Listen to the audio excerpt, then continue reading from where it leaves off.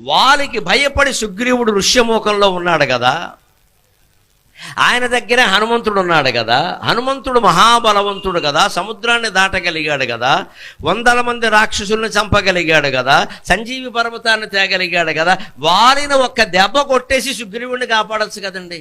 హనుమంతుడు చిన్నప్పటి నుంచి చాలా అల్లరి మనిషి. ఏమీ లేదు, ఆ ఋషులు తపస్సులు చేసుకుంటూ ఉంటే వాళ్ళ గడ్డాలు పట్టుకు లాగేసేవాడు. ఈ అల్లరి భరించలేక ఆ ఋషుల్లో ఒక ఋషి ఈయనకి శాపం ఇచ్చాడు. బాగా అల్లరి ఎక్కువైపోయింది. వాళ్ళ అమ్మ అంజనాదేవి కూడా ఏం చేయాలో నాకు తెలియట్లేదంటే, అమ్మ ఎవరో ప్రత్యేకించి గుర్తు చేస్తే తప్ప ఈయన శక్తి ఆయనకి గుర్తు రాకుండాగాక అని శాపం ఇచ్చాడు. సుగ్రీవుడి దగ్గర ఉండి కూడా ఆయన వారిని చావగొట్టే ప్రయత్నం ఎందుకు చేయలేదంటే, ఈ సుగ్రీవుడు తన కింద వాడిని పొగట్టడం ఇష్టం లేక ఎప్పుడూ హనుమంతుడిని కీర్తించలేదు, అందుకని నష్టపోయింది సుగ్రీవుడే. అది సంగతి.